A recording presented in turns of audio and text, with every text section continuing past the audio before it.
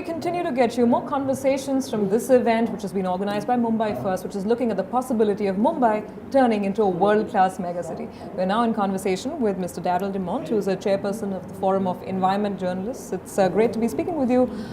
So give us a sense, you've been covering these issues for several years, writing about them, and whenever we think of these newfangled ideas, an airport on an island, there should be a coastal road around the city, the environmental lobby gets very, very strong and active in opposing things.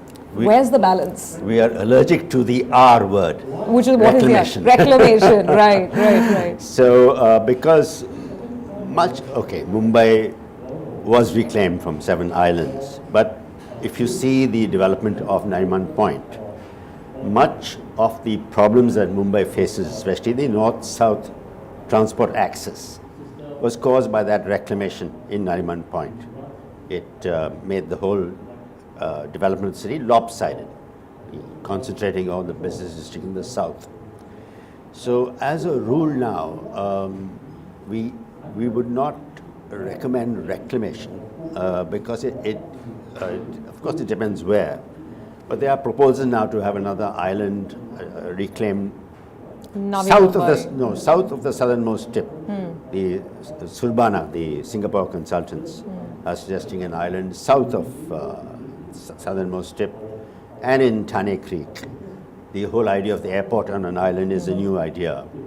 I mean, I don't know if it's feasible for an island to take the weight of to be an international airport and take the weight of so many planes, which itself be an engineering feat.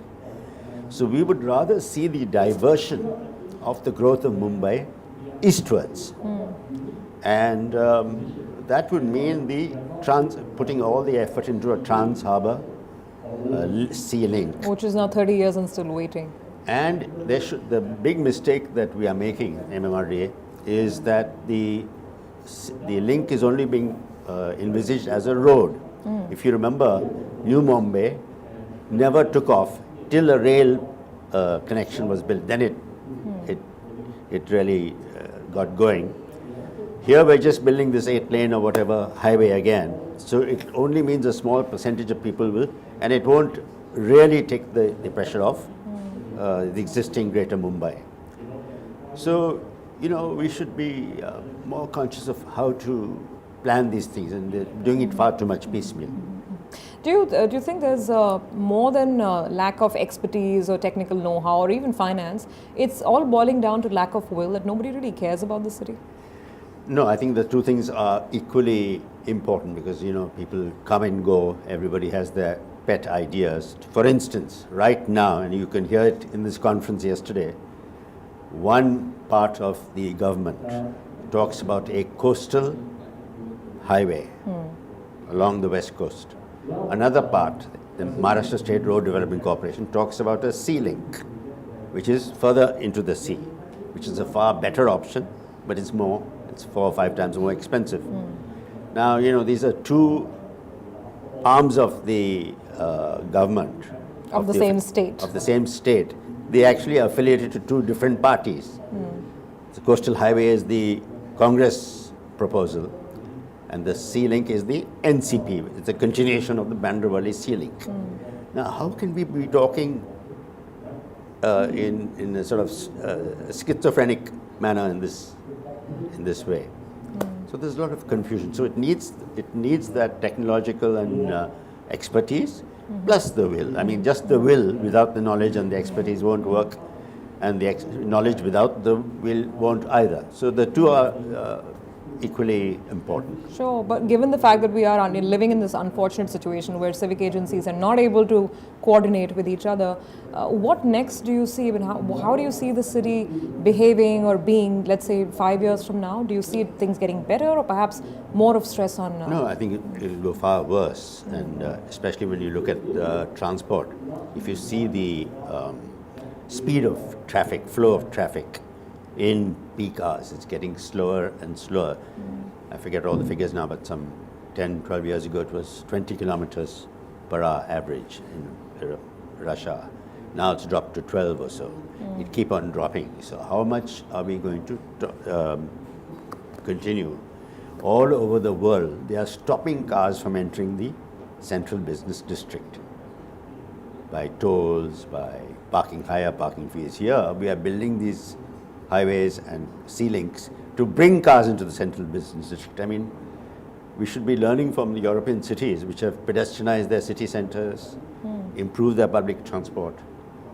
And it's no point paying lip service to these partnerships or ideas from the European Union unless we really understand the essence of what these cities are doing. And that was the final point I sort of wanted to sort of touch upon, that what sort of European experiences can really be applied to Mumbai, because they're two different animals. I mean, those cities are probably 1/10 in terms of population, density, etc. So what can Mumbai really learn? In fact, when I was thinking, I thought perhaps the only mega city which is represented here is London, Yes. A European city. But look at London itself. It has a congestion tax to enter the central. It used to be £5, now it's £8 or so. So, And a fantastic underground system, which has already been there. That's right. But the bus system actually carries more passengers, admittedly for a shorter distance than the metro, small distances. So very good public transport.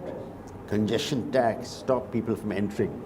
One of the most iconic buildings in London is the Canary Wharf Yes. in the Docklands. There are 6 parking spaces for the entire building. This is the head of the Hong Kong Bank, the headquarters of the Hong Kong Bank, Reuters, so many building. The head of the Hong Kong Bank takes a metro every day. I mean, it's inconceivable that any bigwig. So we have to, there's no point saying we'll wait for the public transport. We have to, because the reason people are spending more and more time reaching places is the congestion. And the congestion can only be controlled by putting curbs on motorists who occupy far too much of the space. At the end, we must realize that if you look at those using motorized transport to commute to work, it's only 8% of the traffic. Well, we hope that Mumbai will find some answers sooner rather than later. Sure. Thank you very much. Thank you so much.